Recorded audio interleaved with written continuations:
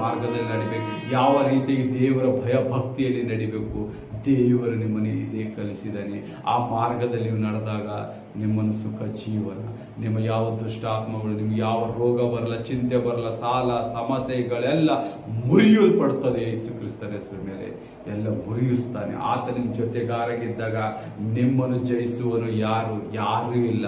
ನಿಮ್ಮ ಹತ್ರ ದೇವರಿದ್ದಾಗ ನೀವು ಜಯದ ಮಾರ್ಗ ತಿಳಿತೀರಿ. ನೀವು ಯಾವುದೇ ಕಾರ್ಯ ಮಾಡಿ, ಯಾವುದೇ ಸಮಸ್ಯೆದಲ್ಲಿರು, ಆತ ನಿನ್ನನ್ನು ಜಯ ಕೊಡುವಂಥ ದೇವರಾಗಿದ್ದಾನೆ. ಎಲ್ಲಿವರೆಗೆ ನಿನ್ನ ದೇವರನ್ನು ಮೆಚ್ಚಿಸುವುದಿಲ್ಲ ಅಲ್ಲಿವರೆಗೆ ನಿನ್ನ ಕಾರ್ಯಗಳು ನಡೆಯಲ್ಲ. ಈ ಮುಂಜಾನೆ ವಾಕ್ಯಕ್ಕಾಗಿ ದೇವರಿಗೆ ಸ್ತೋತ್ರ ಹೇಳ್ತೇನೆ. ಏಸಪ್ಪ, ಮುಂದಿನ ಕಾರ್ಯ ನಿನಗೆ ಒಪ್ಪಿಸ್ತೇನೆ. ಏಸಪ್ಪ, ಎಲ್ಲವೂ ನೀನು ನಡೆಸುವಂಥ ದೇವರಿನ ಅಭಿಷೇಕದಿಂದ ನಮ್ಮ ನಡೆಸು. ಈ ಮಕ್ಕಳು ಯಾರ್ಯಾರು ನೋಡಿದರೆ ಏಸಪ್ಪ, ಮಕ್ಕಳ ಮೇಲೆ ಅಭಿವೃದ್ಧಿ ಆಶೀರ್ವಾದದಿಂದ ತುಂಬಿಸು. ಈ ಮಕ್ಕಳ ಒಂದೊಂದು ಕಾರ್ಯಗಳು ಸಫಲವಾಗಿ ಮಾಡಿ ಏಸಪ್ಪ. ಈ ಮಕ್ಕಳು ಮಾಡುವ ಒಂದು ಪ್ರಯತ್ನದಲ್ಲಿ ನೀನು ಬಲವಾಗಿ ತುಂಬಿಸು ಏಸಪ್ಪ.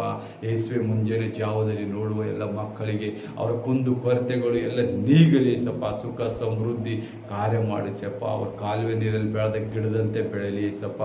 ಯಾವ ರೀತಿಯಿಂದ ಒಂದು ರೇಗಿಸ್ತಾನದಲ್ಲಿ ಖಜೂರದ ಮರ ಯಾವ ರೀತಿ ಬೆಳೆಯುತ್ತೆ, ನೀರಿಲ್ಲದೆ ನಿನ್ನ ಒಂದು ಅಭಿಷೇಕದಿಂದ ಹಂಗೆ ಮಕ್ಕಳು ಬೆರೆಯಲಿ ಏಸಪ್ಪ.